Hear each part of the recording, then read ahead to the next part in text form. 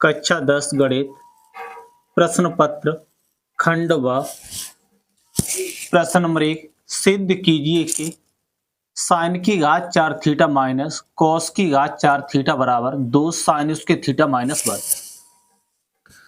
तो इसमें LHS लेके RHS सिद्ध करेंगे। तो ये जो पक्ष है ये LHS है, तो LHS और ये जो पक्ष होता है ये होता है RHS। तो LHS लेंगे और LHS लेने के बाद में हमें RHS दिखा देंगे। तो LHS बराबर तो साइन की घात 4 थीटा माइनस कॉस की घात 4 थीटा। यहां पर 4 घात है, यहां पर भी 4 घात है, तो इससे हम लिख सकते हैं साइन स्क्वायर थीटा, ऊपर से 2 घात लगा दो तो 2 का गुणा 2 में करेंगे तो 4 हो गया, 2 का गुणा 2 में करेंगे तो 4।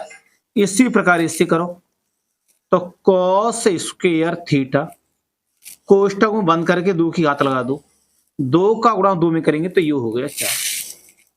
इसमें सूत्र लगाएंगे वर्गांतर वाला, ए स्क्वायर माइनस बी स्क्वायर, ए स्क्वायर माइनस बी स्क्वायर बराबर ए प्लस बी और ए माइनस बी।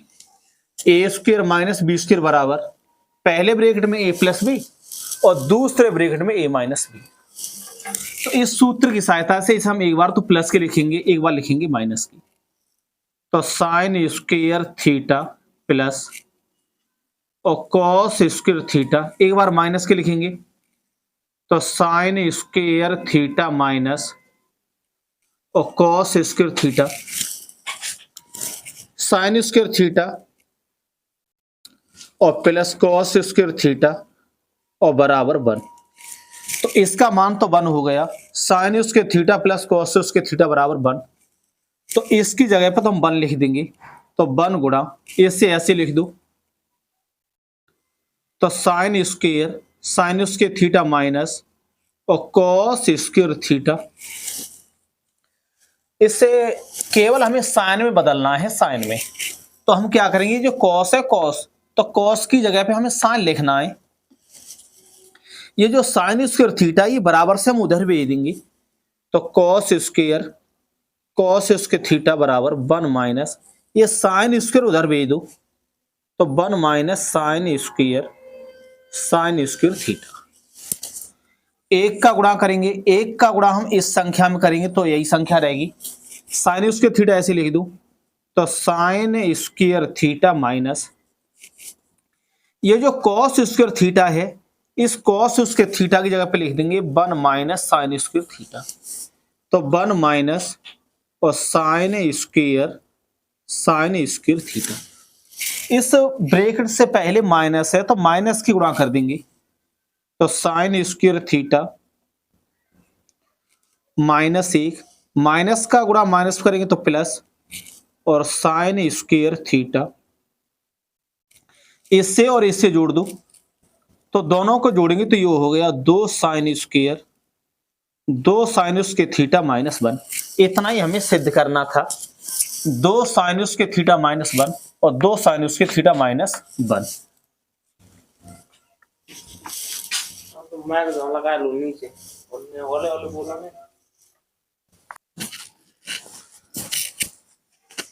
प्रश्न नंबर 1 और प्रश्न नंबर 1 का ख,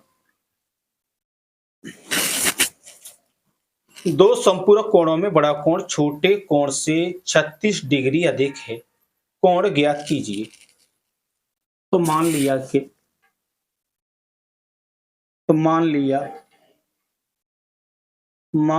कि कोण, या लिख दो संपूरक कोण।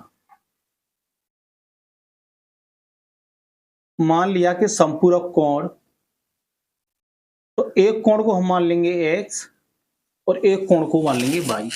इसमें यह लिखा हुआ है ये संपूरक कोण है, तो संपूरक कोण का मतलब ये होता है कि 2 कोणों का योगफल 180 अंश हो, तब उन्हें हम बोलेंगे संपूरक कोण। तो इन दोनों को जोड़ दो तो x प्लस y बराबर 180 अंश। ये संपूरक कोण है और संपूरक कोण का मतलब यही होता है कि 2 कोणों का योगफल 180 अंश हो। तो ये तो बन गया समीकरण फर्स्ट।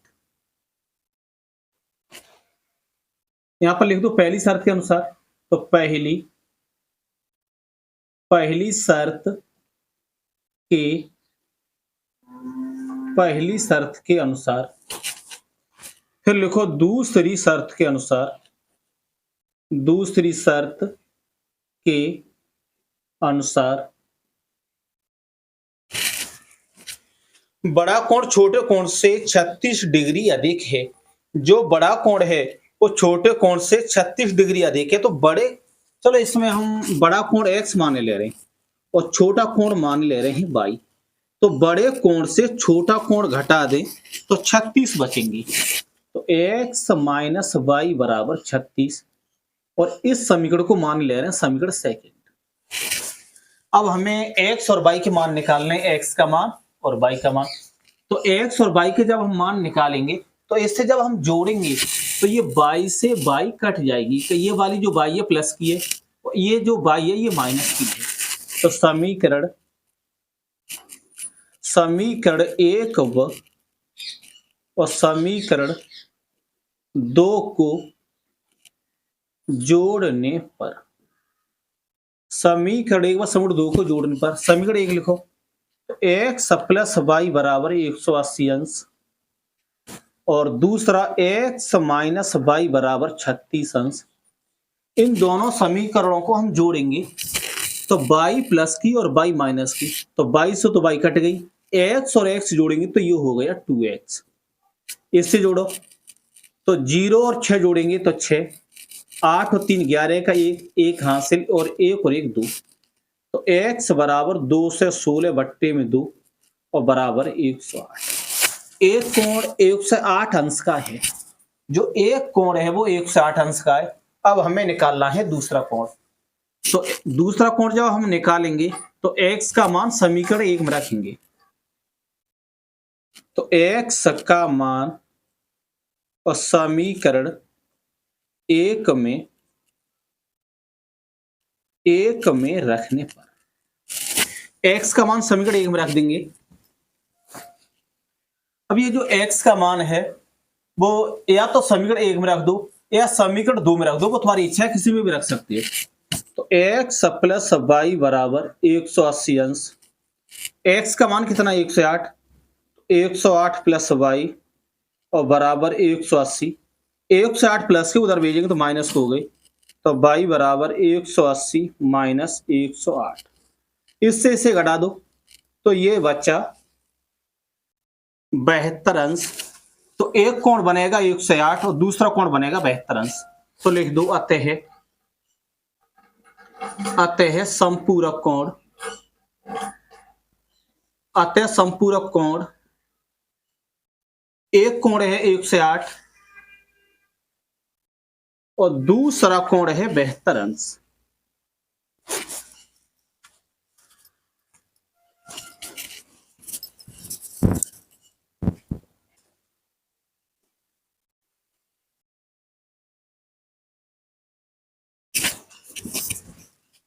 प्रश्न नंबर 1 का ग। दो संख्याओं का अंतर 26 है। दो संख्याओं का अंतर 26 है और एक संख्या दूसरी संख्या की 3 गुनी है। तो संख्या ज्ञात कीजिए। दो संख्या हैं और उन दोनों संख्याओं का अंतर 26 दिया है और एक संख्या दूसरी संख्या की 3 गुनी है। तो इसमें एक संख्या मान लो x और एक संख्या मान लेंगे y। तो मान लिया कि संख्याएं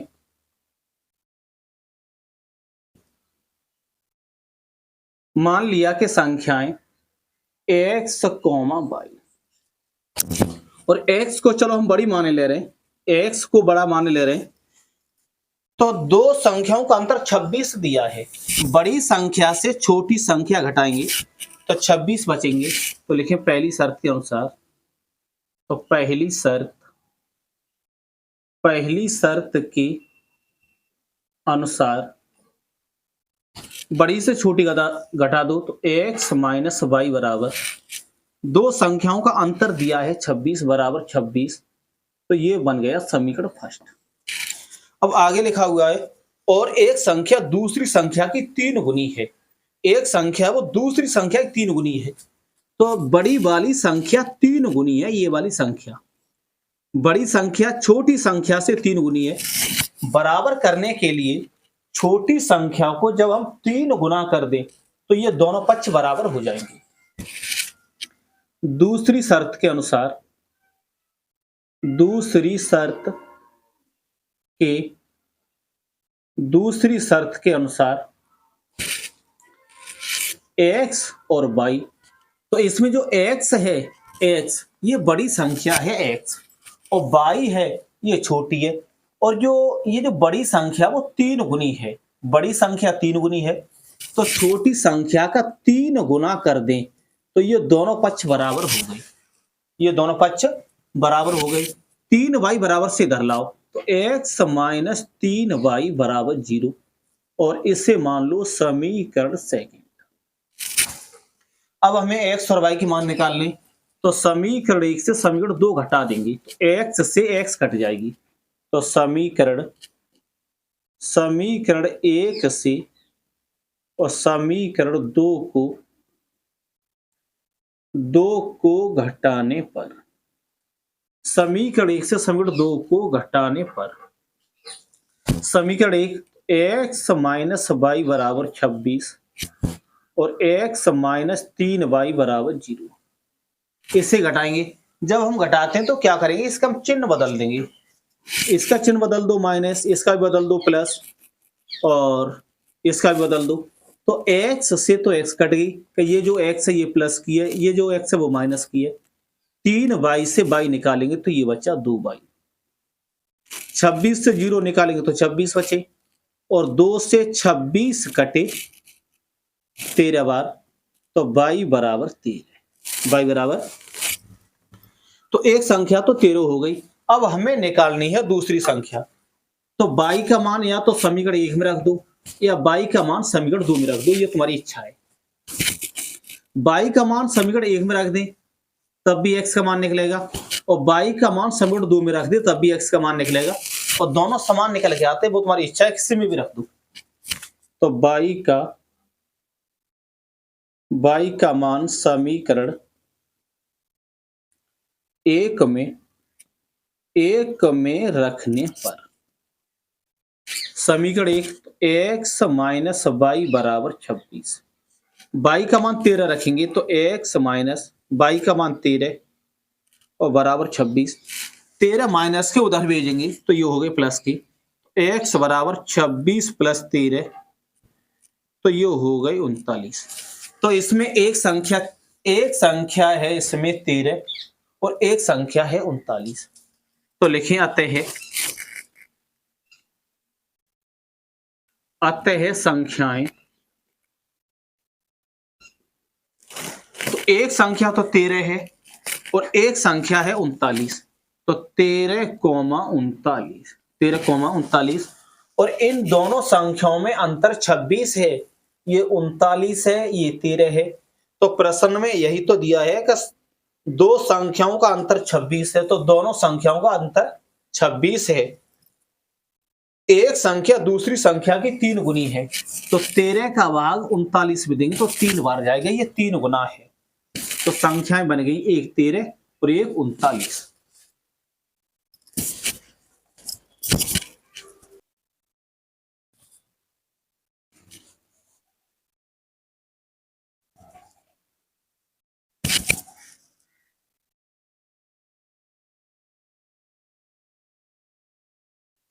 प्रश्न नंबर 1 का घ, पी के किस मानों के लिए निम्न समीकरणों के युग्म का एक अद्वितीय हल है। पी का हमें मान निकालना है और समीकरण दिए हैं 4x प्लस पी वाई और प्लस 8 बराबर 0। एक तो ये समीकरण दिया है, तो इससे हम तुलना करेंगे a1 x प्लस और b1 y प्लस और c1 बराबर 0 से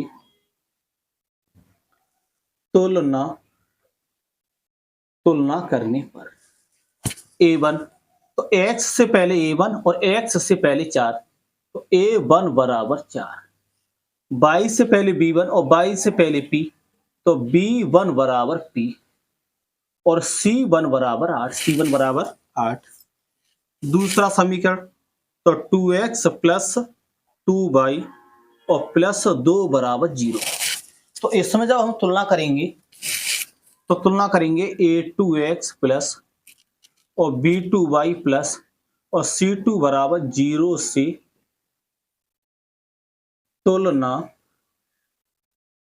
करने पर हम मतलब इससे तुलना करेंगे। तो जब पहली बार में जब हम लिखते हैं तो इसमें 1 होना चाहिए, a1 b1 c1।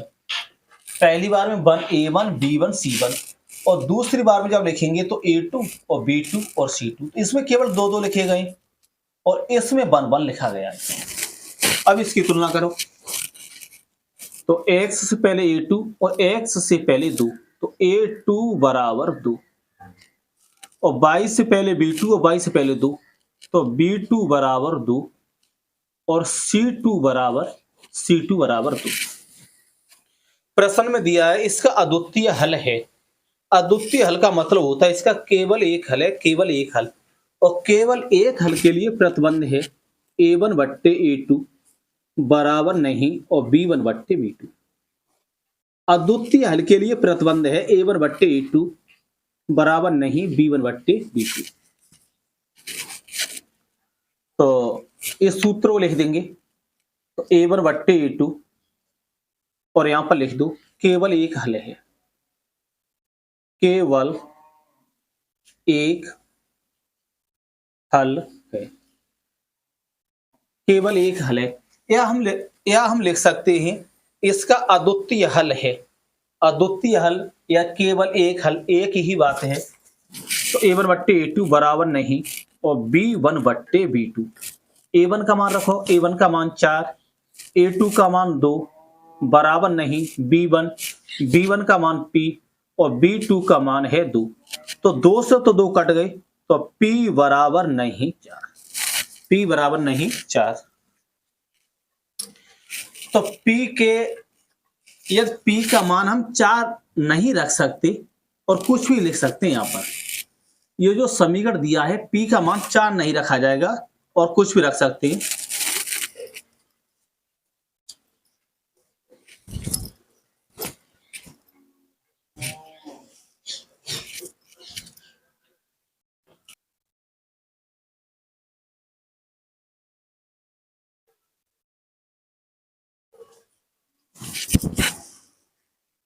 प्रश्न नंबर 1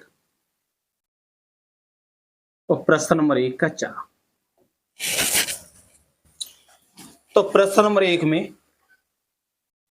ये बड़ा वाला सवाल छोड़ दिया है कि इस खंड में केवल 5, मतलब इस प्रश्न में केवल 5 खंड पूछे, 5 खंड। तो इसमें कितने दिए? 1 2 3 4 5 6 दिए, इसलिए ये वाला मैंने खंड छोड़ दिया है। तो क्या बता रहा हूं, तो प्रश्न में दिया है समीकरण x² माइनस 7x प्लस 12 बराबर 0 के मूलों के व्युत्क्रमों क्रमों का योगफल ज्ञात कीजिए। समीकरण है x² माइनस 7x प्लस 12 और बराबर 0। तो इसके हम मूल मान ले रहे हैं, एक तो अल्फा और एक मान ले रहे हैं बीटा। एक मूल अल्फा और एक मूल बीटा। तो मूलों के व्युत्क्रमों का योगफल, जब इनका हम उल्टा करेंगे, व्युत्क्रम का मतलब होता है उल्टा, तो उल्टे का हम योगफल निकालेंगे। तो 1 बट्टे अल्फा और प्लस 1 बट्टे बीटा, इसका हमें उत्तर निकालना है। तो सबसे पहले इसका हम लासा ले लेंगे, तो लासा हो गया अल्फा और बीटा। अल्फा से तो अल्फा कट गया, क्या बीटा बचा, तो बीटा लिख दो प्लस, और बीटा से बीटा कट गया तो ये बचा अल्फा। तो आगे पीछे तो हम लिख सकते हैं अल्फा प्लस बीटा और बट्टे में अल्फा बीटा। सूत्र है मूलों का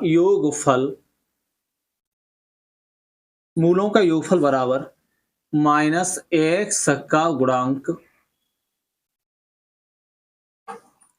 और बट्टे में x² का गुणांक। मूलों का योगफल बराबर माइनस एक्स का गुणांक बट्टे में एक्स स्क्वायर का गुणांक। तो मूलों का योगफल, तो मूल है अल्फा और बीटा, तो इसे हम ऐसे भी लिख सकते हैं alpha plus beta, alpha plus, मूलों का योगफल ये रहा। और दूसरा सूत्र है मूलों, तो मूलों का गुणनफल, मूलों का गुणनफल बराबर अचर पद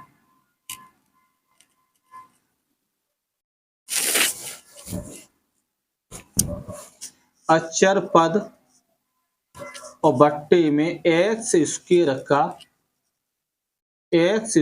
का गुणांक। मूलों का गुणनफल, तो मूल है अल्फा और बीटा, तो इसका गुणनफल होगा alpha into beta, alpha into beta. मूलों का हमें योगफल निकालना है, तो इसके बराबर है माइनस एक्स का गुणांक बट्टे में एक्स स्क्वायर का गुणांक।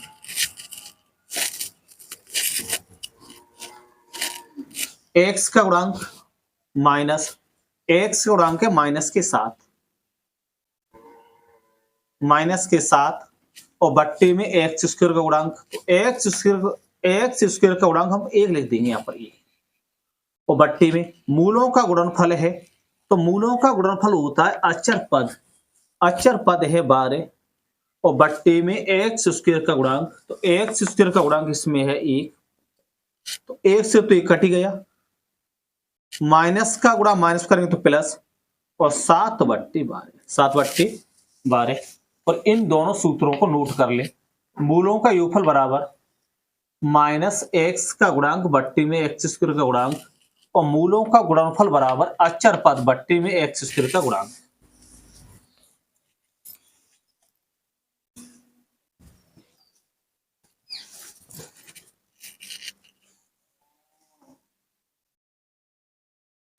प्रश्न नंबर 2,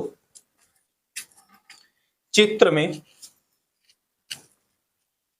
त्रिभुज एबीसी के आधार बीसी के समांतर रेखाखंड पीक्यू खींचा गया है। यदि पीक्यू अनुपात बीसी बराबर 1:3 हो तो एपी तथा बीपी का अनुपात होगा।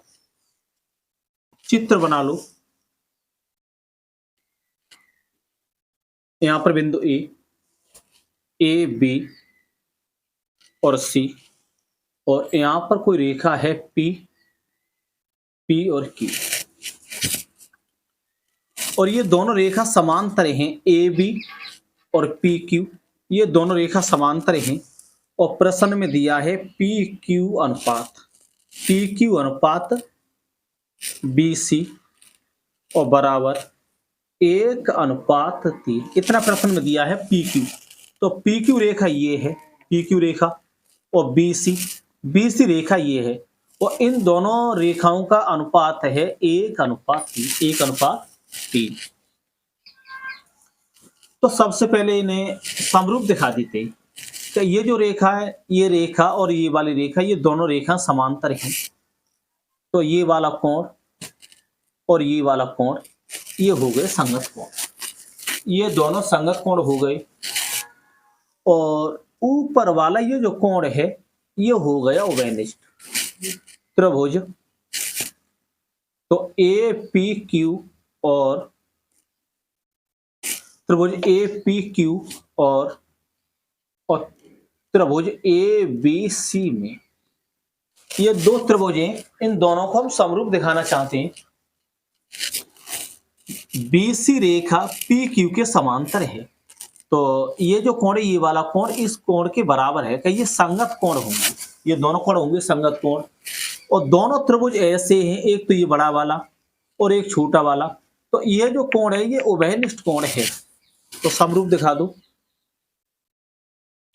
तो कोण बड़े वाले का कोण बी, हाँ छोटे वाले का पी ले लो, तो ए पी क्यू और बराबर पी के बराबर बी वाला कोण है, तो कोण ए बी सी, और ये दोनों कोण हैं संगत कोण, संगत कोण। और दोनों जो त्रिभुज हैं, तो एक कोण उभयनिष्ठ है, तो छोटे वाले में एक कोण लिखो, तो पी ए क्यू बराबर, और बड़े वाले में एक कोण तो बी ए सी, और ये जो कोण है उभयनिष्ठ कोण है,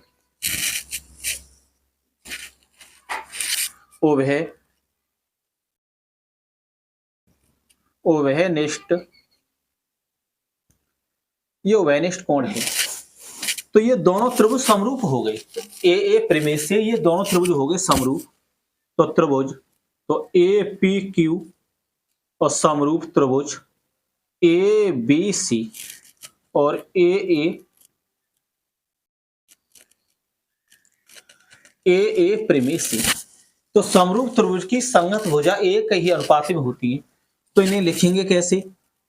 तो इसके पहले दो अक्षर ले लो, शुरुआत के दो अक्षर ए पी, और इसके भी शुरुआत के दो अक्षर लेंगे तो ए बी, बराबर लास्ट के दो अक्षर पी क्यू, लास्ट के दो अक्षर बी सी। अब लेंगे हम अंतिम और पहला, तो क्यू ए, और इसका भी अंतिम और पहला, तो सी ए। पी ए, पी क्यू और बी सी, इसका जो अनुपात दिया है वो दिया है 1:3, 1:3। तो इसे हम ऐसे भी लिख सकते हैं, तो पी क्यू और बट्टे बी सी और बराबर 1/3। और हमें अनुपात निकालना है किसका? तो ए पी अनुपात और पी बी, इसका हमें अनुपात निकालना है। तो ए पी रेखा ये है और पी बी रेखा ये है, तो इस रेखा से हमें मतलब है। और क्यू ए और सी ए, इस रेखा से हमें कोई मतलब नहीं है, तो इसे तो हम हटा ही देंगे। तो ए पी और बट्टे में ए बी बराबर पी क्यू बी सी, इसके बराबर है 1/3, 1/3। और हमें निकालना है ए पी और बट्टे पी बी, इतना हमें निकालना है। तो ये लिखा है ए पी और इसमें भी लिखा है ए पी, और ये लिखा है पी बी और इसमें लिखा है ए बी। तो ये जो रेखा ये अधिक है उससे, ये पी बी लिखी है और ये लिखी है ए बी, ये अधिक है। तो सबसे पहले ऐसा करो, ए पी जो ए बी है, तो ए बी रेखा को मैं लिख सकता हूं, तो A P plus A P और प्लस पी बी और बराबर 1/3। ए बी के बराबर, जो ए बी रेखा है, इस रेखा के दो टुकड़ा हैं, एक है ए पी और एक है पी बी, बराबर ए पी और प्लस और पी बी। तो ए बी के बराबर मैंने ऐसे ही लिख दिया है। अब हम इसमें करेंगे क्या? तिरछा गुणा कर देंगे। तो इसका गुणा तो इसमें करो, तो 3AP बराबर 1 का गुणा करो तो 1 का गुणा करेंगे तो AP प्लस और PB, तो AP इधर ले आओ, तो 3AP माइनस AP और बराबर PB। घटा दो, 3AP से AP घटाएंगे तो ये बचा 2AP और बराबर PB। तो ये PB जो लिखा हुआ है तो हम यहाँ पर गुणा 1 लिख सकते हैं। ये PB लिखा हुआ है, हम यहाँ पर गुणा 1 लिख सकते हैं। अब क्या करेंगे, तो PB तो हम ले आएंगे इधर और 2 को भेज देंगे इधर, तो ये हो गया AP और PB इधर आएगा तो PB बराबर 1, 2 को इधर भेज दो तो बट्टे में 2, तो ये अनुपात बन गया AP अनुपात PB और बराबर 1:2। ये हमें निकालना था।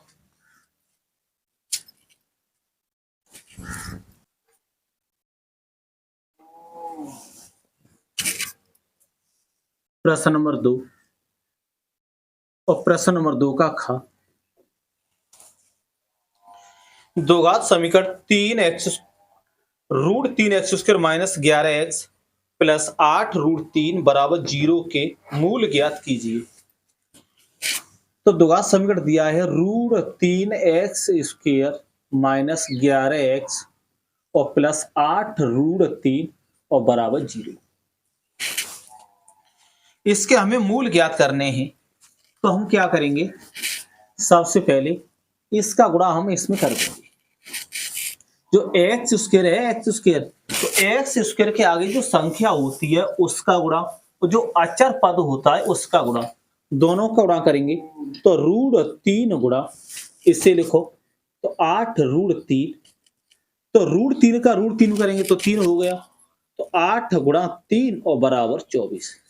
तो ये समझ लो यहाँ पर संख्या 24 लिखी है, यहाँ पर 24, तो गुणा करके 24 और जोड़ के लाएंगे 11।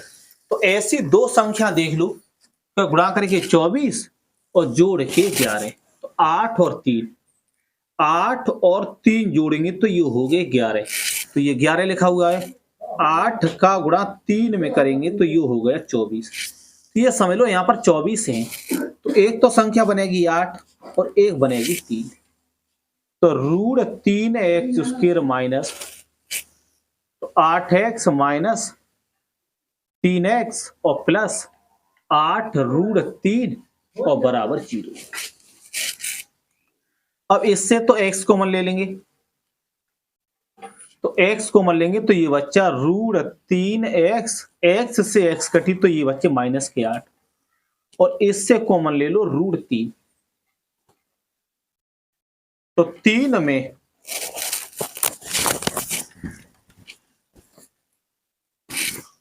में और √3 का भाग देंगे तो ये √3 बार गया, तो √3x प्लस माइनस माइनस, √3 से तो √3 कटी गए तो ये 8 और बराबर 0।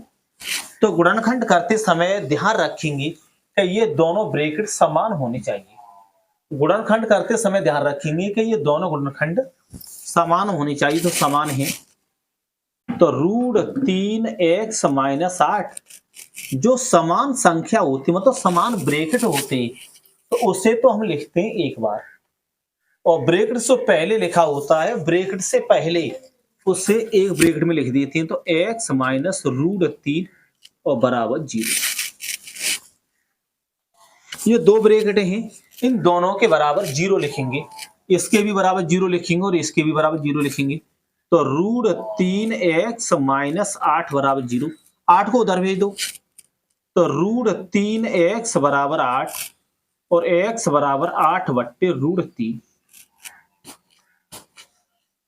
इसके भी बराबर 0 लिखेंगे, x माइनस √3 बराबर 0, तो √3 उधर भेजेंगे तो x बराबर √3। द्विघात समीकरण है, और द्विघात समीकरण में दो मूल होते हैं, तो एक मूल है 8/√3 और एक मूल है √3।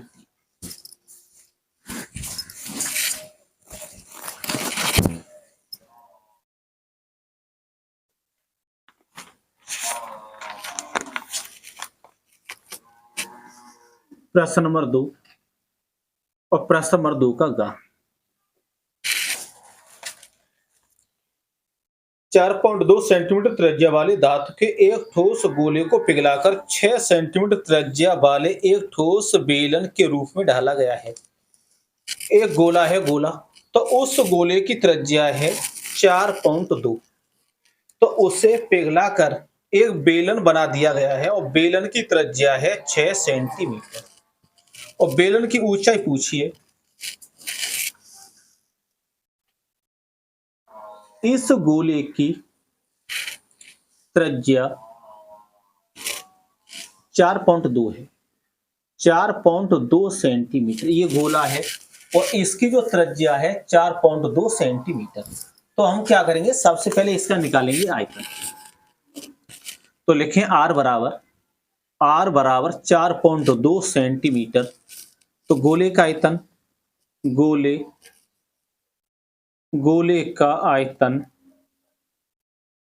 बराबर 4/3 पाई r³, तो 4/3 पाई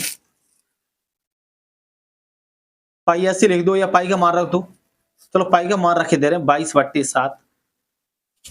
पाई का मान होता है 22/7। तो पाई की जगह मैंने 22/7 रख दिया है। आर का मान है 4.2, तो 4.2 गुणा 4.2 गुणा 4.2।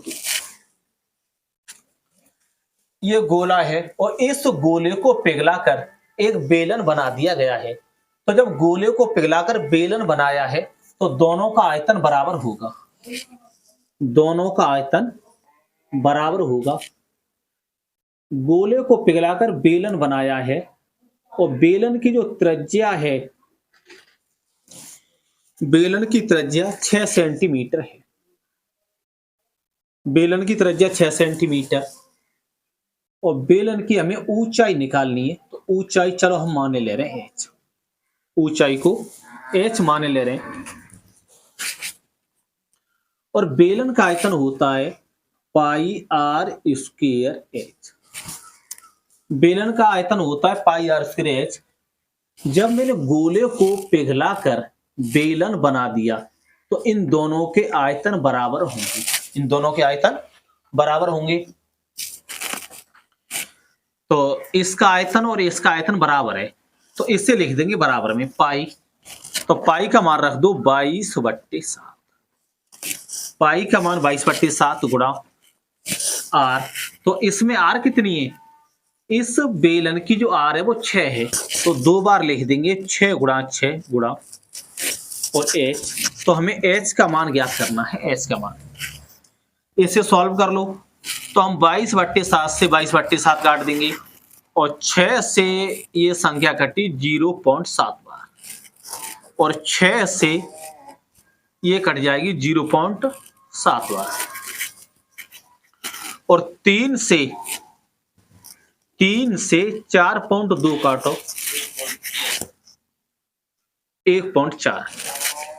अब 1 2 3 4 चारों संख्या गुणा करेंगे तो h बराबर तो 4 गुणा 0. ऐसा करो 0.7 का और 0.7 का गुणा कर दो तो ये हो जाएगा 0.49 और गुणा इसे लिख दो 1.4। 1 2 3 इन तीनों संख्याओं का गुणा करेंगे तो 1.4 में गुणा कर दो 4 का तो 14 चौका 56। अब इसका गुणा करो तो 0.49 का गुणा करेंगे तो 6 9 54 के 4 5 हासिल 45 और 5 50। 4 का गुणा करो 24 के 4 2 हासिल 20 और 2 22। तो 4 4 7 और 2 3 अंक बाद रख देंगे दशमलव। ये जो लाइन है इस लाइन में 1 अंक बाद दशमलव है और इसमें 2 अंक, दशमलव के बाद में 1 अंक है और इसमें दशमलव के बाद में 2 अंक हैं।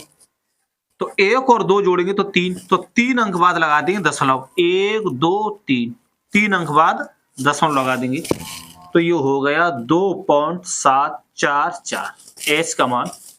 तो इस बेलन की ऊंचाई होगी 2.744 सेंटीमीटर।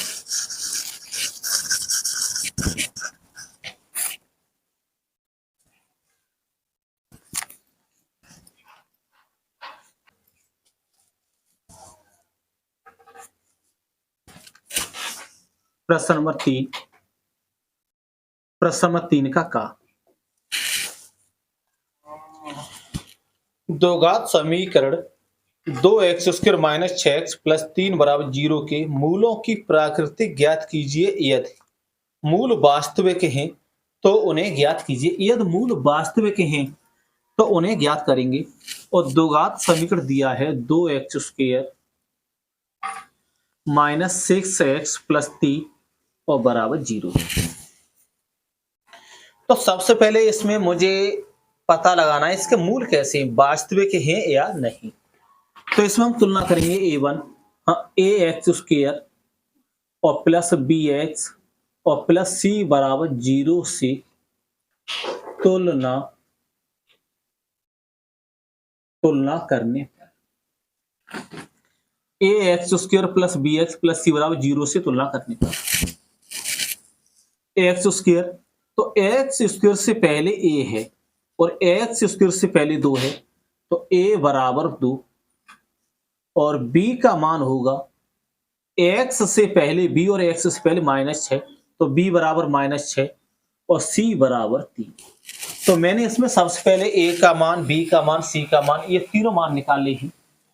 अब मुझे मान निकालना है डी का, तो डी बराबर होता है बी स्क्वायर माइनस 4ac।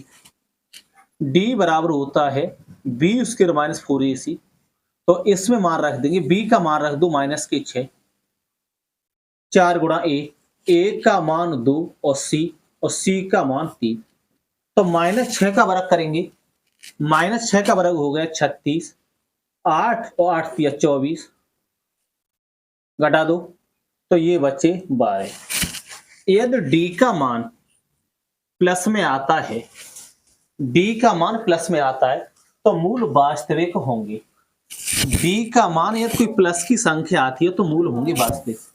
तो लिख दो अतः मूल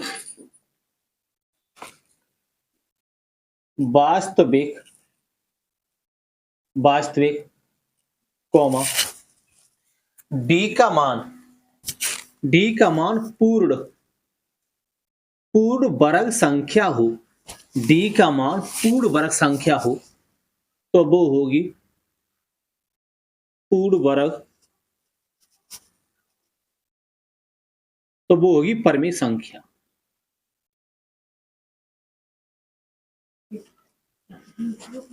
और पूर्ण वर्ग नहीं हो, पूर्ण वर्ग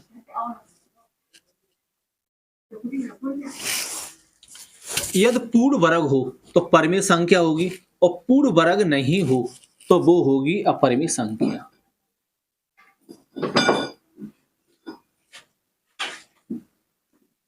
अपरिमेय संख्या मैंने ये बताया, कोई संख्या पूर्ण वर्ग है तो वो परिमेय संख्या बनेगी और पूर्ण वर्ग नहीं है तो वो बनेगी अपरिमेय संख्या।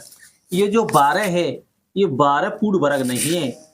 यदि इसके हम फैक्टर करें, 2 से 12 काटे 6 बार कटे और 2 से 6 कटे 3 बार, 3 से 3 कटे 1 बार, तो इसमें 2-2 के जोड़े नहीं बने, इसमें 2-2 के जोड़े नहीं बने, इसलिए ये संख्या पूर्ण वर्ग नहीं है, पूर्ण वर्ग नहीं है, तो ये होगी अपरिमेय संख्या। तो अपरिमेय, ये अपरिमेय संख्या होगी, वास्तविक है और अपरिमेय संख्या है। इसे नोट कर लें, पूर्ण वर्ग होगा तो परिमेय संख्या होगी और पूर्ण वर्ग नहीं तो अपरिमेय होगी, और डी का मान प्लस का हो तो वास्तविक संख्या होगी।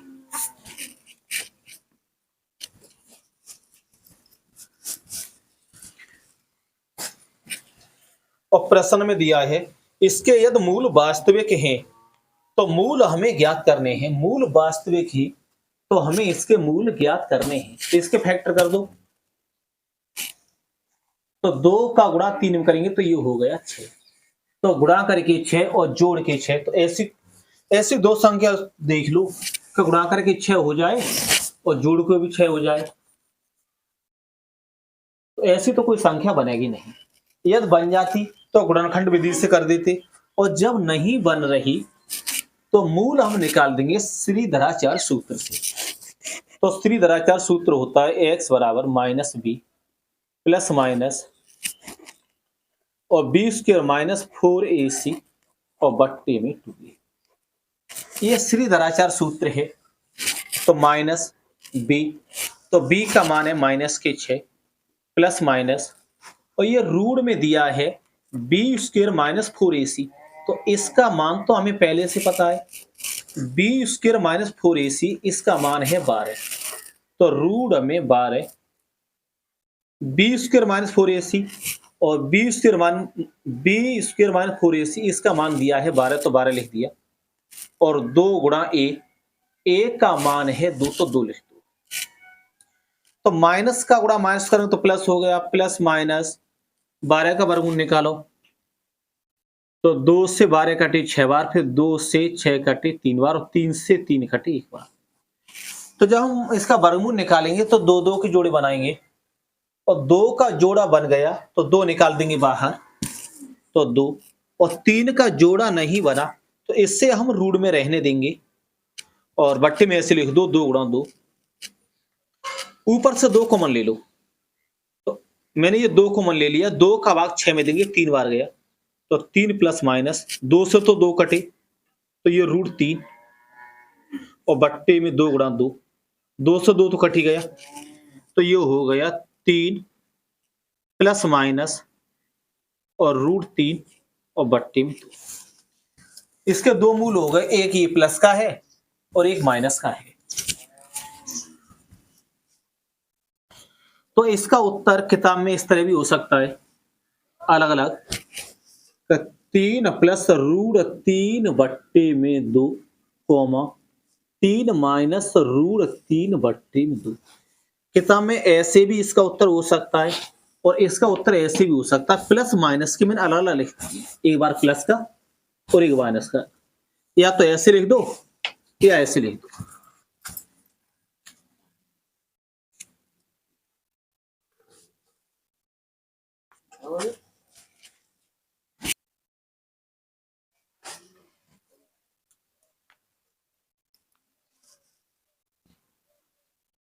प्रश्न 3 और प्रश्न 3 का खा।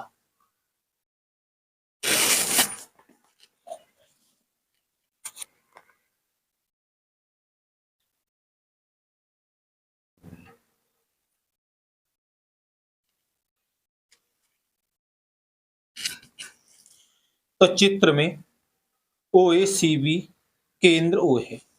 पहले चित्र बना ले।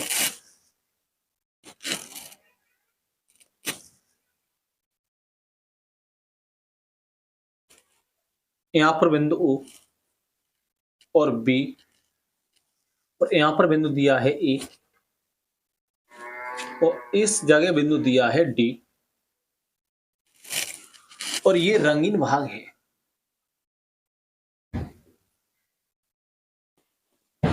ये है रंगीन भाग। तो इस समय रंगीन भाग का क्षेत्रफल ज्ञात करना है। तो O से लेकर D तक, O से लेकर D तक की माप है 2 सेंटीमीटर और O से लेकर B तक की माप है 3.5 सेंटीमीटर। 3.5 सेंटीमीटर। तो सबसे पहले ये जांच कर लो ये बना क्या। तो ये बन गया त्रिज्यखंड।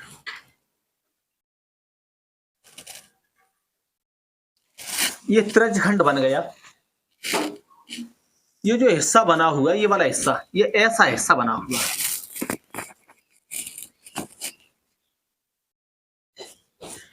ये त्रिज्यखंड है और ये बना हुआ है 90 अंश का कोण। तो इसकी जो त्रिज्या हो गई, तो ये त्रिज्या है 3.5। तो R बराबर 3.5 सेंटीमीटर और इसकी जो ऊंचाई है, मतलब पहले ऐसा करो, इस पूरे का क्षेत्रफल निकाल लो। ये जो त्रिज्यखंड बना हुआ है तो पूरे का हम क्षेत्रफल निकालेंगे। तो सूत्र लगा और ये कोण है 90 अंश, तो थीटा बराबर 90 अंश। तो त्रिज्यखंड का क्षेत्रफल होता है त्रिज्यखंड का क्षेत्रफल बराबर, तो थीटा बट्टे 360 गुणा पाई R स्क्वायर। त्रिज्यखंड का क्षेत्रफल होता है थीटा बट्टे 360 गुणा पाई R स्क्वायर। तो इसमें थीटा का मान रखो, तो थीटा का मान है 90 अंश, तो 90 बट्टे 360 गुणा पाई, और पाई का मान प्रश्न में नहीं दिया तो 22/7 रख देंगे। पाई का मान प्रश्न में नहीं है तो 22/7 और R का मान दिया है 3.5। ये R स्क्वायर है तो 2 बार लिख देंगे 3.5 गुणा और 3.5। अब इसे सरल कर लो। तो 90 से 90 कटे 1 बार और 90 से 360 कटे 4 बार। 2 से काट दो, 2 से 22 कटे 11 बार और 2 से 4 कटे 2 बार। ऐसा करो, इसका हम दशमलव हटा दे रहे हैं, तो इस दशमलव को हटाएंगे तो ये बट्टी में हो गई 10, और इस वाले दशमलव को हटाएंगे तो बट्टी में हो गई 10। 5 से काट दें, 5 से 10 कटे 2 बार, और 5 से 35 कटे 7 बार। इसी प्रकार इसे काटो, तो 5 से 10 कटे 2 बार, और 5 से 35 कटे 7 बार। 7 से ये 7 कटे, और ऊपर कितना बचा? ऊपर बचा 11 और 7, तो 11 और 7 का कर देंगे गुणा, तो 11 और 7 गुणा करेंगे तो ये हो गया 77। 2 का गुणा 2 में करेंगे 4, और 4 दूनी 8, तो बट्टे में लिख दो 8। तो ये जो क्षेत्रफल आया है, तो इस पूरे का क्षेत्रफल आया इतने का, और हमें निकालना है छायांकित भाग का क्षेत्रफल। तो क्या करेंगे, ये जो रंगीन नहीं है इसे हम घटा देंगे, जो रंगीन नहीं है उसे हम क्या करेंगे, घटा देंगे। तो लिखें छायांकित भाग का क्षेत्रफल,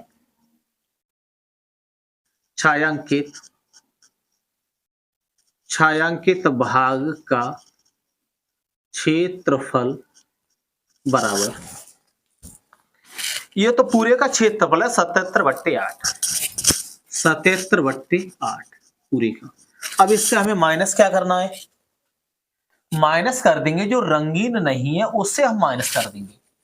तो ये तो समकोण त्रिभुज है, समकोण त्रिभुज, और समकोण त्रिभुज का क्षेत्रफल निकालते हैं 1/2 आधार गुणा ऊंचाई। समकोण त्रिभुज का क्षेत्रफल निकालते हैं 1/2 आधार गुणा ऊंचाई। तो आधार ये रेखा है, आधार ये रेखा बनेगी, और ऊंचाई बनेगी ये वाली रेखा। तो 1/2 आधार है 3.5, 3.5 गुणा ऊंचाई, ऊंचाई है 2, तो 2 से 2 कट गए, इसका पॉइंट हटा दो, तो 3.5, तो बट्टी में लिख देंगे 10। 5 से कटे 2 बार, और 5 से ये कट गए 7 बार, तो 77/8 माइनस और 7/2। अब हम क्या करेंगे, इसमें लासा ले लेंगे, तो 2 और 8 का लासा हो गया 8, 2 और 8 का लासा 8 हो गया, तो यहां पर लिख दो 8। 8 का भाग 8 में देंगे एक बार, और 1 का गुणा 77 में करेंगे तो 77 माइनस 2 का भाग 8 में देंगे 4 बार, 4 का गुणा 7 में करेंगे तो 28, घटा दो, 17 से 8 गए तो 9, और 6 से 2 गए 4, और बट्टे में 8। ये क्षेत्रफल है, तो इसे लिखेंगे 49/8 centimetre square, 49/8 centimetre square.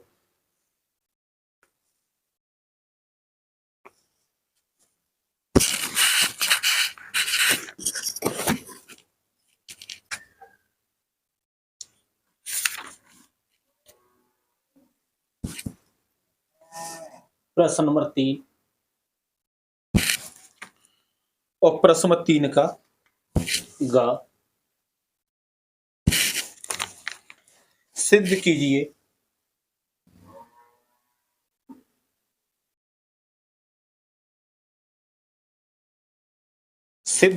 tan theta, और बट्टे में 1 माइनस cot थीटा प्लस, और cot थीटा बट्टे में 1 माइनस tan थीटा, और इसके बराबर हमें लाना है 1 प्लस sec थीटा और cosec थीटा। इसके बराबर हमें ये दिखाना है। तो ये जो पक्ष है ये LHS होता है, LHS, और इधर का जो पक्ष होता है ये होता है RHS। तो हम इसमें करेंगे क्या, तो LH से RHS दिखा देंगे, LHS बराबर LHS से RHS दिखा देंगे।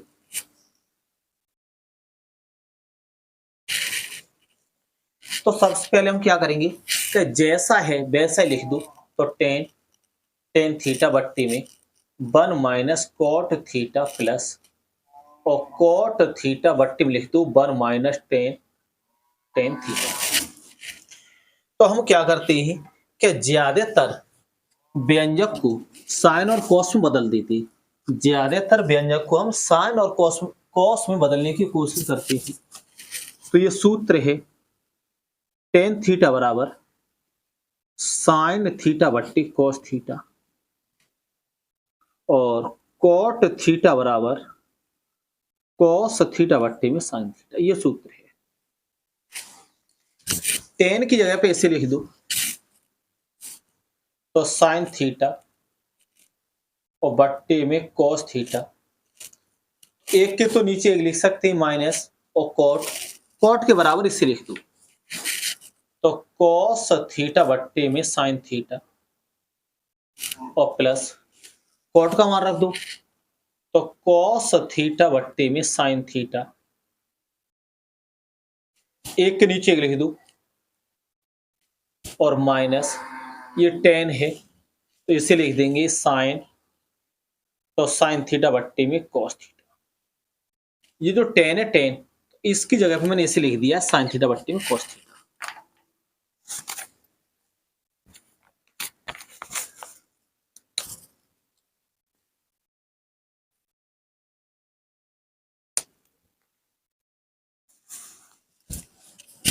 जो ऊपर लिखा है इसे तो हम ऐसे लिख देंगे साइन, तो साइन थीटा बट्टे में कॉस थीटा। अब ऐसा करो, इसमें हम तिरछा गुणा कर देंगे, तो साइन थीटा का गुणा एक में करेंगे तो ये हो गया साइन थीटा, और एक का गुणा कॉस थीटा में करेंगे तो ये हो गया कॉस थीटा। तिरछा गुणा मैंने कर दिया है, साइन थीटा का गुणा एक में किया तो साइन थीटा, एक का गुणा कॉस थीटा में करेंगे तो कॉस थीटा, और हर का गुणा हम कर देंगे हर में, एक का गुणा साइन थीटा में करेंगे तो साइन थीटा, और प्लस इससे लिखो कॉस थीटा बट्टे में साइन थीटा। इसमें तिरछा गुणा करो, तो कॉस का तो गुणा करेंगे एक में तो ये हो गया कॉस थीटा, एक का गुणा साइन थीटा में करेंगे तो माइनस साइन थीटा, और एक का गुणा कॉस में करेंगे तो ये कॉस थीटा। मैंने ये गुणा कर दिया है। अब मैं क्या करूंगा इसमें, इसमें चार संख्याएं, 1 2 3 4, जब चार संख्याएं तो गुणा कैसे करें,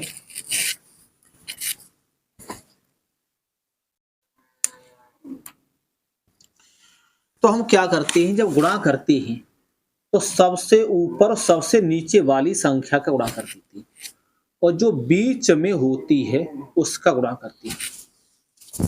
तो हम क्या करेंगे, इसका गुणा तो कर देंगे इसमें, सबसे ऊपर और सबसे नीचे वाली संख्या का गुणा, तो इसका गुणा इसमें कर दो, तो sine square sine square theta, और जो बीच में है उसका गुणा कर दो, तो कॉस थीटा, और sign theta minus cos theta. इसी प्रकार इसे करो, तो कॉस का गुणा हम कॉस में करेंगे तो ये हो गया कॉस स्क्वायर थीटा, जो बीच में लिखा है इनका हम गुणा करेंगे। अब देखो यहां पर लिखा हुआ है साइन, फिर लिखा हुआ कॉस, तो इसमें माइनस कॉमन ले लो, माइनस तो इसमें पहले साइन है तो इसमें भी हमें पहले साइन लेके आना है, तो इसका गुणा हम इसमें करेंगे तो साइन थीटा, इसमें पहले कॉस लिखा हुआ है और इसमें लिखा हुआ है साइन, तो हमें साइन पहले लेना है, तो इससे हम माइनस कॉमन ले लेंगे और वो वाला माइनस यहां पर लिख देंगे, तो ये हो गया साइन थीटा माइनस और कॉस थीटा। मैंने इससे जो माइनस है कॉमन ले लिया है, तो ये साइन इस समय माइनस की तो ये प्लस की हो गई, ये कॉस प्लस की तो ये माइनस की हो गई, जो माइनस कॉमन लिया है वो मैंने माइनस यहां पर लिख दिया है। अब इसका अमलासा लेंगे,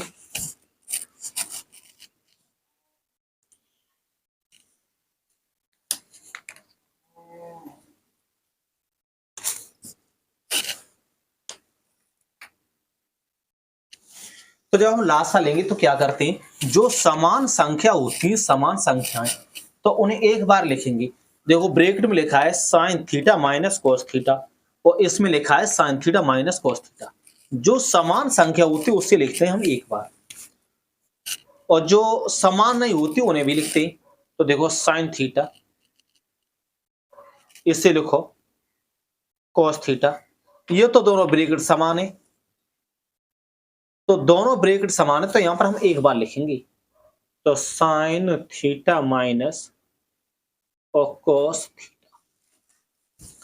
अब इसे सॉल्व करो तो कॉस से तो कॉस कट गई और इससे ये कट गया, ब्रैकेट वाले से ब्रैकेट वाला कट गया, कॉस से कॉस कटी, तो ये बच्चा साइन थीटा, और इस साइन थीटा का गुणा करेंगे साइन स्क्वायर थीटा में। तो ये साइन स्क्वायर थीटा है और ये साइन थीटा है, तो जब इसका गुणा इसमें करेंगे तो ये हो गया sine cube theta minus sine से साइन कटी और इससे ये कट गया तो ये बच्ची कॉस थीटा, और कॉस थीटा का गुणा करेंगे कॉस स्क्वायर थीटा में तो ये हो जाएगा कॉस क्यू थीटा।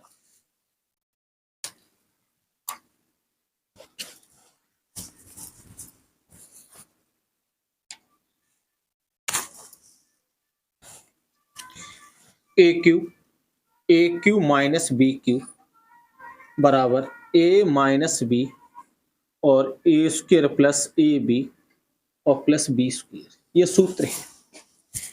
तो इस सूत्र की सहायता से इसे मैं खोल दूंगा, बीच में माइनस है तो यहां पर भी माइनस है, ए क्यू, ए पे 3 घात बी पे 3 घात, तो यहाँ 3 घात है, साइन पे 3 घात कॉस पे 3 घात, तो इस सूत्र की सहायता से इसे खोल दो। तो ए के बराबर तो साइन थीटा हो जाएगा, जब हम इसकी और इसकी तुलना करें तो ए के बराबर हो जाएगा साइन थीटा और बी के बराबर होगा कॉस थीटा।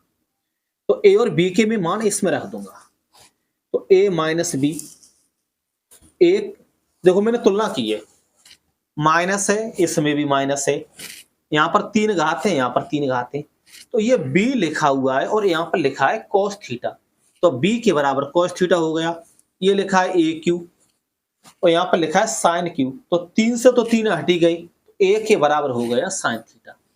अब मैं इसमें मान रख रहा हूं, तो ए का मान साइन थीटा माइनस बी का मान cos theta, A square, A का मान रख दो साइन, तो sine square theta plus A B, तो ए का मान और बी का मान दोनों लिखेंगे तो साइन थीटा और कॉस थीटा प्लस ये लिखा है बी स्क्वायर, तो कॉस का बराबर करो तो ये हो गया कॉस स्क्वायर थीटा। मैंने इसमें क्या कर दिया है, ए और बी के मान रखें, ए के बराबर लिख दिया है साइन थीटा और बी के बराबर लिख दिया कॉस थीटा, बट्टी में हर जैसा है वैसा ही लिख दू, तो साइन थीटा और कॉस थीटा, इससे लिखो sine theta minus cos theta, तो sine theta minus cos theta. अब इससे काट दो तो sine theta minus cos theta, तो इससे तो ये वाली संख्या कट गई,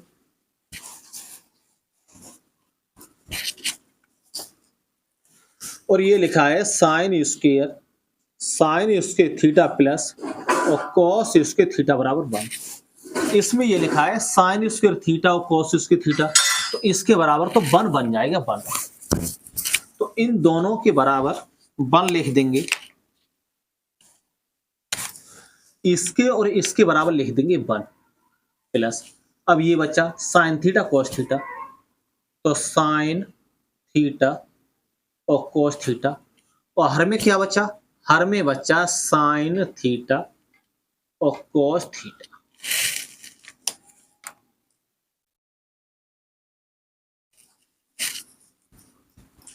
अंश में 2 पद हैं, अंश में 2 पद हैं, तो दोनों के नीचे लिख देंगे अलग अलग, तो 1 साइन थीटा और कॉस थीटा प्लस, इसे भी लिखो तो साइन थीटा और कॉस थीटा और बट्टे में साइन थीटा और कॉस थीटा। तो अंश में 2 पद हैं, तो दोनों के नीचे मैंने हर को अलग अलग लिख दिया है, एक के नीचे अलग और इसके नीचे अलग। अंश और हर समान है, तो जब इसका इसमें भाग देंगे तो ये गया एक बार,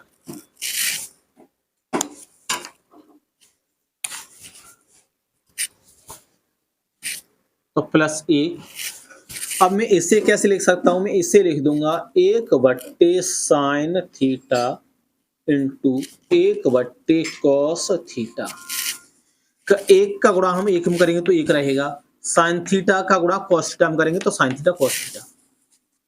तो 1/sin थीटा बराबर होता है कोसेक थीटा, और 1/cos थीटा बराबर होता है सेक थीटा।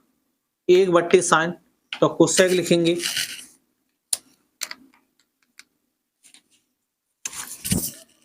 1/sin तो ये लिखा जाएगा कोसेक थीटा, 1/cos तो ये लिखा जाएगा सेक, तो सेक थीटा और प्लस 1। तो इसे मैं आगे पीछे लिख सकता हूं, ये 1 है, इसे मैं लिख दूंगा पहले, और गुणा में तो संख्या हम आगे पीछे लिख सकते हैं, ये गुणा में तो लिखें तो प्लस, तो सेक को चलो हम पहले लिख देने का, यहाँ पर पहले सेक है तो सेक थीटा, और कोसेक को लिख देंगे बाद में कोसेक थीटा। यही मुझे सिद्ध करना था।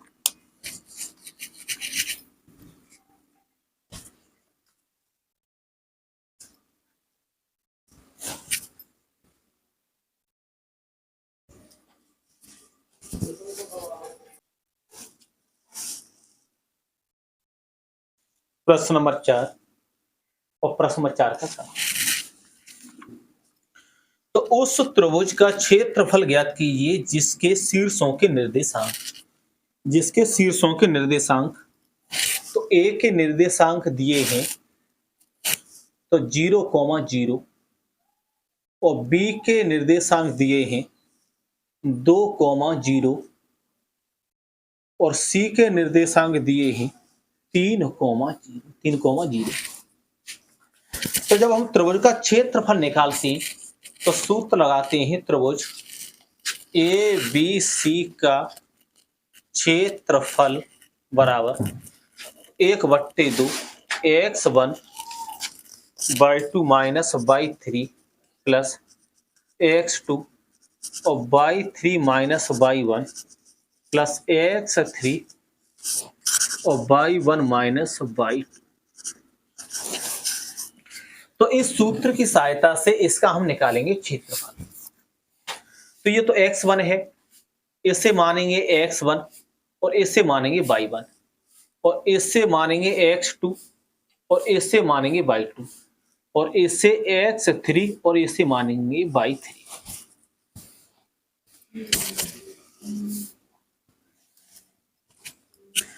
तो x1 बराबर 0, x1 के ऊपर 0 है तो x1 बराबर 0, और ये y1 के ऊपर 0 है तो y1 बराबर 0। इसी प्रकार इसे लिख दो, तो x2 बराबर बनेगा कितना, x2 के ऊपर 2 है तो 2, और y2 के ऊपर 0 है तो 0, और x3 के ऊपर 0 तो 0, और y3 के ऊपर 3 है तो 3। अब हम क्या करेंगे, इसमें मान रख देंगे, यहां से देख के यहां पर मान रख देंगे। तो देखो 1/2 x1 का मान है 0 तो 0 लिख दो, y2 और y2 का मान है 0 तो 0 लिखो, माइनस y3 का मान है 3 तो 3 लिख दो, और प्लस x2 का मान है 2, और y3 का मान 3 है, माइनस y1 का मान 0, और प्लस x3 का मान 0, y1 0 माइनस y2 का मान है 0।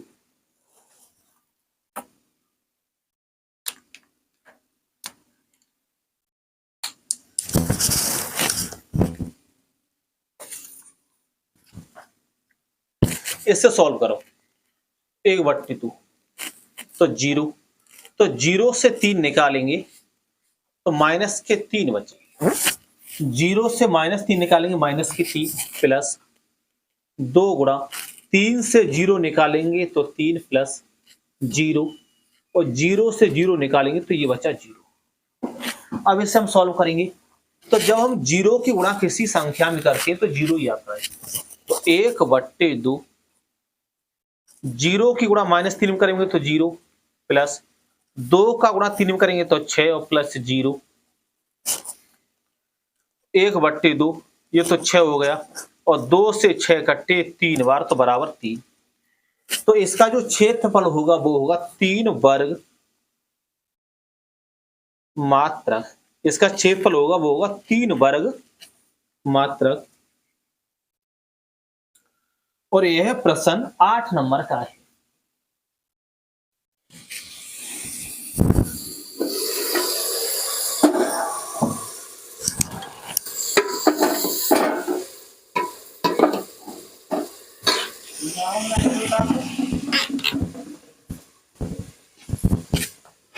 और सॉरी वहां पर आंध लेती तो छुन्नी छुन्न रही यहाँ पे वहां पे दो तो तेरे लगाई कावा करवा दिए।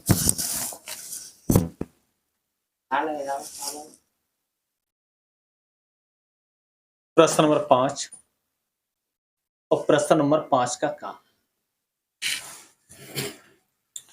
एक नाव जिसकी स्थिर जल में चाल 5 किलोमीटर प्रति घंटा है।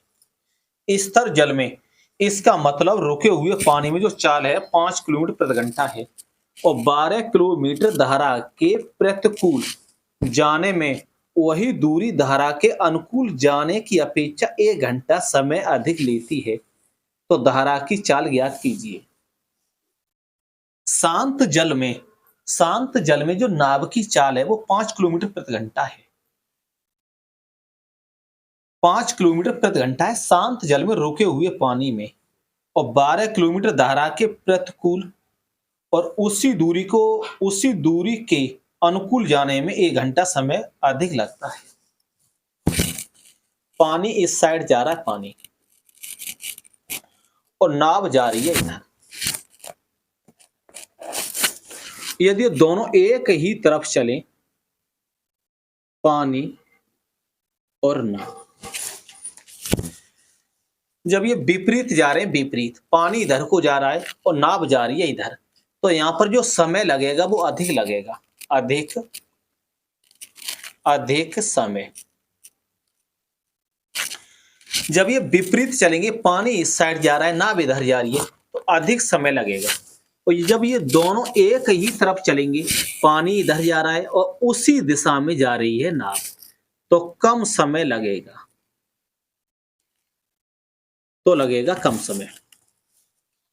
और जब ये एक ही दिशा में चलते हैं, जब ये दोनों एक ही दिशा में चलते तो हम चालों को जोड़ देते और जब ये विपरीत चलते हैं तो चालों को घटा देते।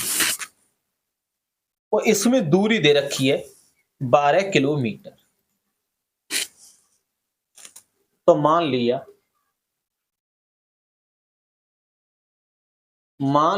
कि नाव की चाल तो हमें पता है कि 5 किलोमीटर प्रति घंटा है, धारा की चाल मालूम नहीं है तो धारा की चाल मान लेंगे x। तो मान लिया कि धारा की चाल बराबर x किलोमीटर प्रति घंटा। मैंने धारा की चाल मानी है x किलोमीटर प्रति घंटा।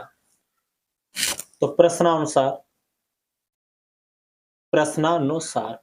के अनुसार दूरी है 12 किलोमीटर तो 12/3। तो समय अधिक लगा जब विपरीत चले तब, जब विपरीत चले अधिक समय लगा। तो समय का सूत्र है दूरी बट्टी चाल। जो चाल होगी उससे हम घटा देंगे। जब विपरीत चलते हैं तो चाल क्या करते हैं, घटा देते हैं। और नाव की चाल दे रखी है, चलो मैं दूसरे लिख दे रहा हूं, नाव की चाल बराबर 5 किलोमीटर प्रति घंटा। नाव की चाल है वो 5 किलोमीटर प्रति घंटा है। तो जब विपरीत चलेंगे अधिक समय लगेगा, चाल घटा देंगे तो 5 - x ये लगा अधिक समय। वो अधिक समय में से कम समय घटाएंगे। जब एक ही दिशा में चलेंगे तो कम समय लगेगा और चालों को जोड़ देंगे तो 5 + x और समय का सूत्र होता है दूरी बट्टे चाल। तो दूरी है 12 किलोमीटर और ये है चाल। तो अधिक समय, ये कम समय है, तो अधिक समय में से कम समय निकालेंगे तो 1 घंटे का अंतर दिया है। इससे सॉल्व कर लेंगे।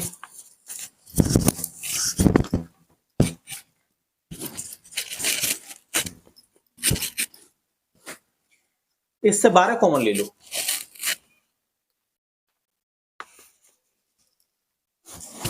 12 कॉमन लेंगे तो 12 का भाग 12 में देंगे एक बार, और 5 माइनस एक्स माइनस 12 का भाग 12 में देंगे एक बार, और 5 प्लस एक्स और बराबर 1।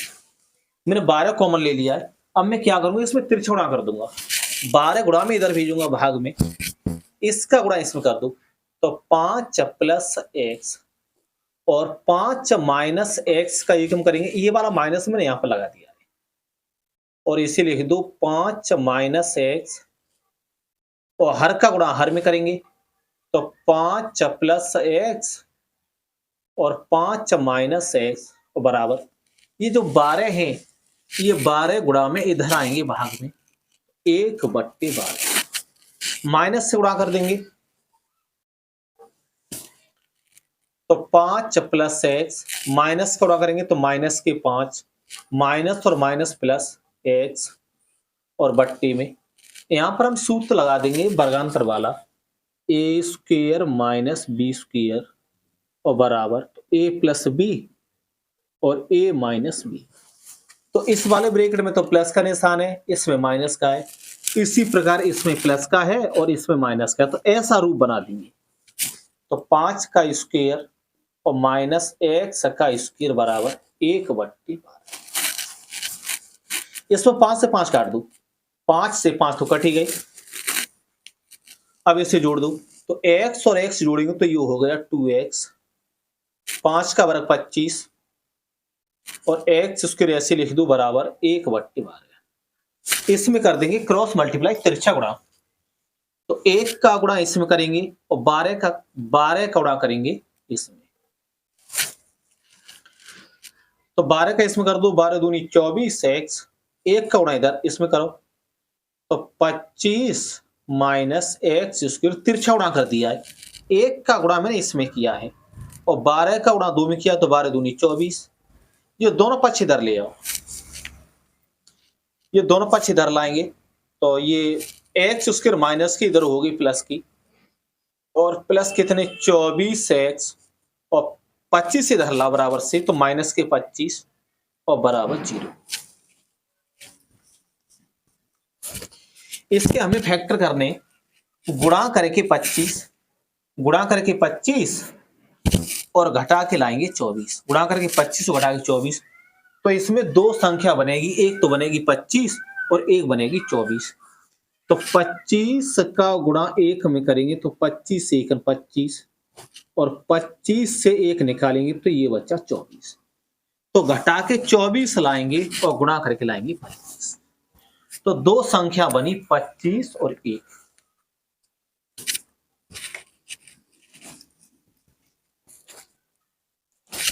एक्स स्क्वायर प्लस तो 25x माइनस 1x और माइनस 25 और बराबर 0।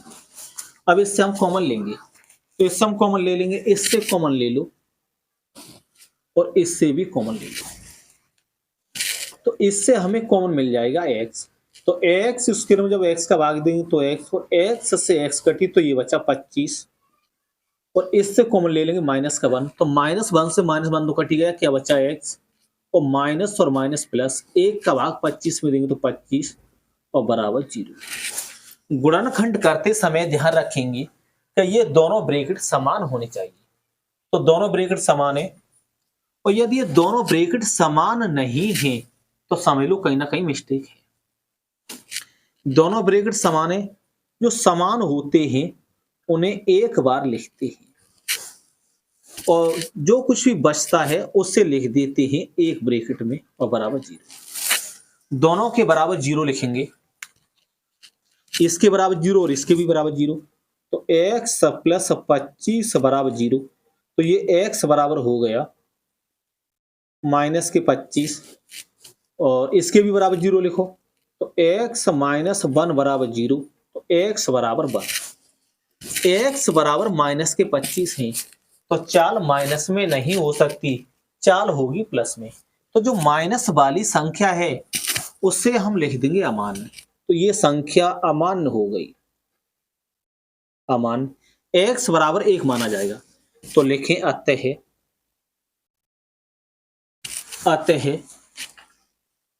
धारा की चाल, अतः धारा की चाल बराबर x का मान 1 है, तो 1 और किलोमीटर प्रति घंटा। अतः धारा की चाल बराबर 1 किलोमीटर प्रति घंटा।